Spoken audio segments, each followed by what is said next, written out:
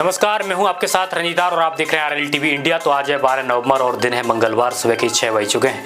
समय हो चुका है न्यू बुलेटिन का। ये जानेंगे क्या चल रहा है देश और दुनिया में। तो आज के बुलेटिन में बात करेंगे इजराइल और रूस और साथ में अमेरिका के आने वाले नए राष्ट्रपति डोनाल्ड ट्रंप के बारे में। साथ ही महाराष्ट्र और झारखंड विधानसभा चुनाव को लेकर इस बुलेटिन में डिस्कस करेंगे। और उत्तर प्रदेश के पूर्व मुख्यमंत्री अखिलेश यादव और अभी मौजूदा मुख्यमंत्री यानी कि योगी आदित्यनाथ को लेकर भी आज की बुलेटिन में चर्चाएं करेंगे और डिस्कस करेंगे शेयर मार्केट को और साथ ही जानेंगे आज का मौसम कैसा रहने वाला है। चलिए स्टार्ट करते हैं आज की इस बुलेटिन को। उससे पहले आप लोग कहां से देख रहे हैं हमारे बुलेटिन को, तो अपने जिले का नाम कमेंट बॉक्स में जरूर बताना। और हाँ, वीडियो को लाइक करना, चैनल को सब्सक्राइब नहीं किया चैनल को सब्सक्राइब करें। अगर आपने हमें फेसबुक पर फॉलो नहीं किया तो फेसबुक पर फॉलो जरूर करना। चलिए स्टार्ट करते हैं आज की इस बुलेटिन को बिना किसी देरी के साथ। तो आज की सबसे पहली खबर निकल के आ रही है दिल्ली से। दिल्ली में कांग्रेस को लगा बड़ा झटका और 5 बार के विधायक मतीन अहमद आम आदमी पार्टी में हुए शामिल। यानी कांग्रेस के वरिष्ठ नेता चौधरी मतीन अहमद रविवार को दिल्ली में आम आदमी पार्टी में शामिल हो गए और उन्हें पार्टी के राष्ट्रीय संयोजक पूर्व मुख्यमंत्री अरविंद केजरीवाल ने पार्टी की सदस्यता दिलाई। रिपोर्ट्स के मुताबिक मतीन 1993 से 2015 के दौरान सीलमपुर विधानसभा सीट से 5 बार विधायक रहे हैं। वह दिल्ली जल बोर्ड के पूर्व उपाध्यक्ष भी रह चुके हैं। वहीं अगली खबर भी दिल्ली से, यानी दिल्ली में तिहाड़ जेल से बाहर आए शख्स की गोली मारकर की गई हत्या। यानी दिल्ली में शनिवार की रात मुंडका इलाके में मेट्रो स्टेशन के पास बाइक सवार बदमाशों ने अमित लाकड़ा नामक शख्स की गोली मारकर हत्या कर दी है। रिपोर्ट्स के मुताबिक हमलावरों ने करीब 6 राउंड फायरिंग की थी और अमित लूट के मामले में तिहाड़ जेल में बंद था और हाल ही में वह जमानत पर जेल से बाहर आया था। अगली खबर आ रही है मणिपुर से, यानी सुरक्षा बलों ने मणिपुर में मुठभेड़ में 11 उग्रवादियों को किया ढेर। और रिपोर्ट्स के मुताबिक सोमवार को मणिपुर में सुरक्षा बलों ने मुठभेड़ में कम से कम 11 कुकी उग्रवादियों को ढेर किया है। और रिपोर्ट्स के अनुसार कुकी उग्रवादियों द्वारा केंद्रीय रिजर्व पुलिस बल के कैंप पर हमला किए जाने के बाद मुठभेड़ शुरू हुई थी और हमले में सीआरपीएफ के कुछ जवानों के घायल होने की खबर सामने आई है। वही अगली खबर है रूस से, यानी रूस में गिरती जन्म दर को लेकर कौन कौन से प्रस्तावों पर किया जा रहा है विचार। यानी द मिरर के मुताबिक रूस में गिरती जन्म दर को लेकर कई प्रस्तावों पर विचार किया जा रहा है। इनमें घर में रहकर काम कर रही महिलाओं को आर्थिक मदद, कपल्स की फर्स्ट डेट को फंड करना और 10 बजे तक सुबह 2 बजे तक इंटरनेट लाइसेंस बंद करना ताकि कपल समय मिल सके। वही अगली खबर आरबीआई को लेकर, यानी 90 वर्ष पूरे होने के उपलक्ष्य में आरबीआई पर वेब सीरीज बनाएगी स्टार इंडिया। यानी आरबीआई के 90 वर्ष पूरे होने के उपलक्ष्य में स्टार इंडिया आरबीआई को लेकर एक वेब सीरीज बनाएगी। और आरबीआई के मुताबिक स्टार इंडिया को वेब सीरीज बनाने के लिए 6.5 करोड़ का ठेका दिया गया है।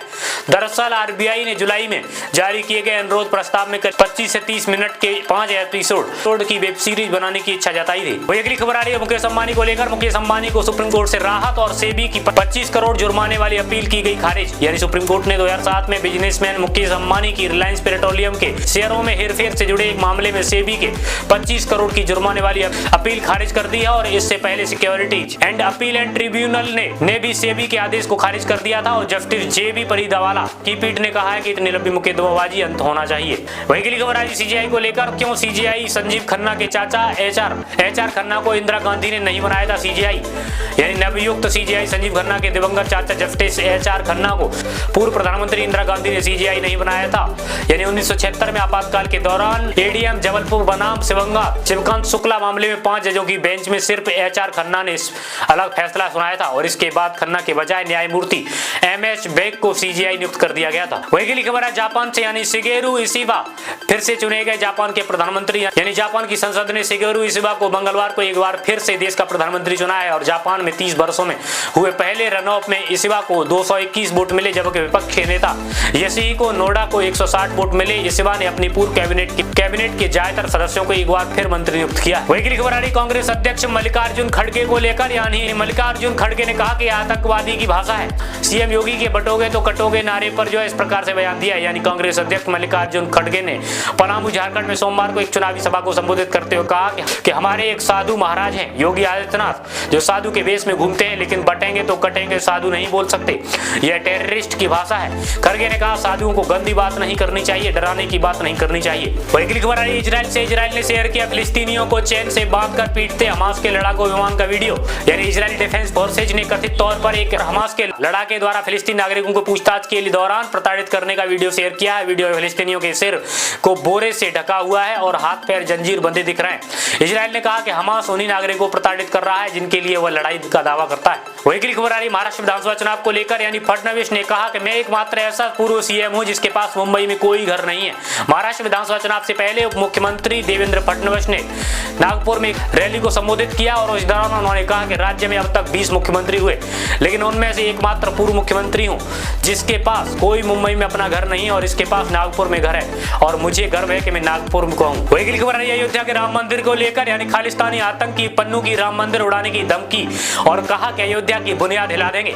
रिपोर्ट्स के अनुसार खालिस्तानी आतंकी गुरवंत सिंह पन्नू ने अयोध्या में राम मंदिर को बम से उड़ाने की धमकी दी है। आतंकी पन्नू ने कथित तौर पर कहा कि हिंदुत्ववादी विचारधारा की जन्मस्थली और अयोध्या की नींव हिला देगा और 16-17 नवंबर को राम मंदिर में हिंसा होगी। पन्नू ने हिंदू सांसद चंद्र आर्य को भी धमकी दी है। वही अगली खबर आ रही रितेश देशमुख को लेकर, यानी उन्होंने कहा कि जो लोग कहते हैं कि धर्म खतरे में है उनकी पार्टी में खतरे में है, लेकिन दरअसल उनकी पार्टी ही उन खतरे में है। यानी अभिनेता रितेश देशमुख ने रविवार को महाराष्ट्र विधानसभा चुनाव के लिए लातूर से अपने भाई व कांग्रेस प्रत्याशी धीरज देशमुख के लिए पक्ष में चुनाव प्रचार किया और इस दौरान उन्होंने कहा जो लोग कहते हैं कि उनका धर्म खतरे में है, दरअसल उनकी पार्टी खतरे में है और वे अपनी पार्टी को बचाने के लिए धर्म की दुहाई दे रहे हैं। वही अगली खबर आई डोनाल्ड ट्रंप और पुतिन को लेकर, यानी पुतिन और डोनाल्ड ट्रंप के बीच फोन पर नहीं हुई बात, रूस ने ऐसा बयान दिया। रूस से ऐसा बयान निकल के आया है, यानी क्रेमलिन ने उनकी मीडिया रिपोर्ट्स का खंडन किया और उसमें बताया कि नवनिर्वाचित अमेरिकी राष्ट्रपति डोनाल्ड ट्रंप और रूसी राष्ट्रपति व्लादिमीर पुतिन के बीच यूक्रेन युद्ध पर कोई भी बातचीत नहीं हुई है। क्रेमलिन के रिपोर्ट्स को असत्य और झूठी जानकारी कहा। रिपोर्ट्स में दावा किया गया है कि ट्रंप ने पुतिन को फोन कर यूक्रेन युद्ध न बढ़ाने की सलाह दी। वही अगली खबर आई डोनाल्ड ट्रंप को लेकर, डोनाल्ड ट्रंप के छोटे बेटे से जब पूछा गया कि किसे वोट दिया तो उन्होंने कहा कि मैं किसी को सपोर्ट नहीं करता। यानी अमेरिकी राष्ट्रपति चुनाव में जीत हासिल करने वाले रिपब्लिकन पार्टी के नेता डोनाल्ड ट्रंप के बीच डोनाल्ड ट्रंप के छोटे बेटे बैरन ट्रंप ने जब पूछा कि किसे वोट दिया है तो उसके सवाल पर जवाब देते हुए कहा कि वह किसी पार्टी को सपोर्ट नहीं करते हैं। रिपोर्ट्स के मुताबिक न्यूयॉर्क यूनिवर्सिटी में बैरन ट्रंप के दोस्तों ने उनसे राजनीति को लेकर कुछ सवाल किए थे। वही अगली खबर है आप अक्षर पटेल को क्यों खिला रहे हैं, सूर्या की कप्तानी पर भड़के आकाश चोपड़ा। यानी क्रिकेट कमेंटेटर आकाश चोपड़ा ने सूर्य कुमार यादव की कप्तानी पर बड़े सवाल खड़े किए और दरअसल साउथ अफ्रीका के खिलाफ सीरीज में पहले 2 मैचों में अक्षर पटेल ने सिर्फ एक ओवर फेंका और जबकि पिचें स्पिनरों के लिए अनुकूल थी। अब तक खेले के मैचों में स्पिनर वरुण चक्रवर्ती और रवि बिश्नोई ने काफी सफलता हासिल की है। वही अगली खबर आई टाटा मोटर्स को लेकर, यानी कमजोर तिमाही नतीजों के बावजूद टाटा मोटर्स के शेयरों में आई 3% तक की तेजी।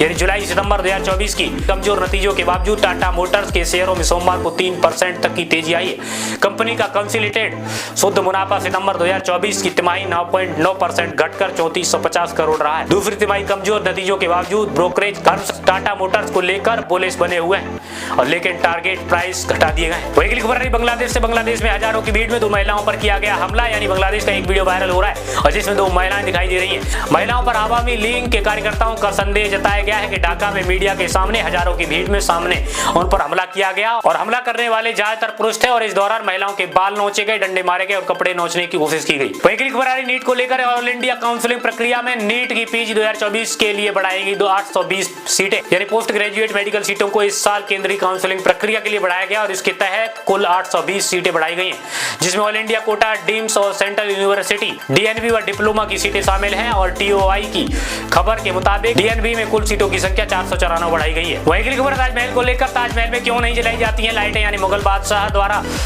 बादशाह शाहजहां द्वारा अपनी बेगम मुमताज की यात्रा में बनवाए गए ताजमहल में लाइटें नहीं जलाई जाती हैं। रिपोर्ट्स के मुताबिक लाइटों की वजह से कीड़े ताजमहल की ओर आकर्षित होते हैं और वहां अपना मलमूत्र छोड़ देते हैं, जिससे ताजमहल के संगमरमर को नुकसान होता है और ताजमहल में सबसे पहले द्वितीय विश्व युद्ध के समय लाइटें जलाई गई थी। वही अगली खबर है एयर इंडिया और विस्तारा को लेकर, विस्तारा के साथ विलय में क्यों नाखुश है एयर इंडिया के पायलट। यानी एक रिपोर्ट के अनुसार एयर इंडिया के पायलटों का एक समूह विस्तारा के साथ विलय से सेवानिवृत्ति की आयु सीमा को लेकर नाखुश है। दरअसल एयर इंडिया में सेवानिवृत्ति की आयु 58 वर्ष की, जबकि विस्तारा में 60 वर्ष है, जिसे लेकर पायलटों की चिंताओं का समाधान नहीं किया गया है और आज विस्तारा एयर इंडिया में विलय हो जाएगा। वही अगली खबर आ रही जियो हॉटस्टार को लेकर, यानी रिलायंस को जियो हॉटस्टार डोमेन फ्री देने को तैयार हूं, दुबई में रहने वाले भाई बहन ने कहा है। दुबई में रहने वाले भाई बहन जैनम व जीविका ने रिलायंस को मुफ्त में जियो हॉटस्टार डोमेन देने की पेशकश की है और उन्होंने कहा कि हमारी चॉइस है। रिलायंस या किसी लीगल ग्रुप ने हम पर कोई दबाव नहीं डाला है और उन्होंने दिल्ली के एक इंजीनियर से डोमेन खरीदा था, जिसने अपनी पढ़ाई के लिए डोमेन के बदले रिलायंस से 1 करोड़ रुपए मांगे थे। वहीं अगली खबर है सीजीआई जस्टिस संजीव खन्ना ने देश के 51वें मुख्य न्यायाधीश के तौर पर ली शपथ। यानी जस्टिस संजीव खन्ना ने सोमवार को भारत के 51वें न्यायाधीश के तौर पर शपथ लिया और राष्ट्रपति द्रौपदी मुर्मू ने जस्टिस खन्ना को राष्ट्रपति भवन में पद की शपथ दिलाई। और रिपोर्ट के मुताबिक 18 जनवरी 2019 को सुप्रीम कोर्ट में जज नियुक्त हुए और जस्टिस खन्ना का सीजीआई के तौर पर कार्यकाल 13 मई 2025 तक होगा। वही अगली खबर आ रही है हरियाणा से। हरियाणा में लेक्चरर के 237 पदों पर निकली भर्ती। यानी हरियाणा लोक सेवा आयोग के तकनीकी शिक्षा निदेशालय के अधीन विभिन्न विषयों को लेक्चरर में 237 पदों पर भर्ती के लिए अधिसूचना जारी किया और इच्छुक ईमानदार आधिकारिक वेबसाइट hpsc.gov.in पर जाकर 27 नवंबर शाम 5 बजे तक आवेदन कर सकते हैं। और अनारक्षित EWS और साथ में पिछड़ा वर्ग के आवेदकों को 1000 आवेदन शुल्क जमा करना होगा। वही अगली खबर आ रही है बिटकॉइन को लेकर। बिटकॉइन पहली बार 81,000 के पार पहुंचा है। यानी अमेरिकी राष्ट्रपति चुनाव में डोनाल्ड ट्रंप की जीत के बाद प्रो क्रिप्टो के नियमों की उम्मीदों के बीच बिटकॉइन ने पहली बार 81,000 का आंकड़ा पार कर लिया है। सोमवार को शुरुआती कारोबार के दौरान बिटकॉइन 81,600 की सर्वाधिक उच्च स्तर पर पहुंच गया और इससे पहले रविवार को बिटकॉइन ने पहली बार 80,000 का आंकड़ा पार किया था। वही अगली खबर आ रही है आज के मौसम को लेकर। आज का मौसम कैसा रहेगा? 6 राज्यों में बारिश की चेतावनी। जाने कैसा रहेगा मौसम। उत्तर प्रदेश, बिहार, राजस्थान के कुछ शहरों में भी ठंडी हवाएं चलने लगी और राजस्थान में घने कोहरे की चेतावनी है। 15 नवंबर के बाद उत्तर भारत में सभी राज्य में ठंड की चपेट में आ जाएंगे और इसके अलावा भारत अगले 5 दिनों के लिए देश में 6 राज्यों में बारिश का येलो अलर्ट जारी कर दिया है। वही अगली खबर आ रही है यूएस सरकार को लेकर। यूएस सरकार के अफसर ने ट्रंप के चिन्ह वाले घरों में सहायता देने से रोक दिया है और नौकरी से निकाला गया है। यानी फेडरल इमरजेंसी मैनेजमेंट एजेंसी ने शनिवार को बताया एजेंसी के कर्मचारियों को ट्रंप के चिन्ह वाले घरों तूफान सहायता देने से रोकने का निर्देश देने वाले अधिकारी को नौकरी से निकाल दिया गया है। और एजेंसी ने कहा कि यह कंपनी के मूल मूल्यों और सिद्धांतों का स्पष्ट उल्लंघन है और जिसके अनुसार लोगों की मदद की जानी चाहिए। तो दोस्तों आज की बुलेटिन में इतना ही। होप आप सभी को बुलेटिन पसंद आई। पसंद आई वीडियो को लाइक करना, चैनल को सब्सक्राइब नहीं किया चैनल को सब्सक्राइब करना। अगर आपने हमें फेसबुक पर फॉलो नहीं किया तो फॉलो जरूर करना। चलिए मिलते हैं आप सभी से नेक्स्ट बुलेटिन के साथ। तब तक के लिए जय हिंद, जय भारत, वंदे मातरम।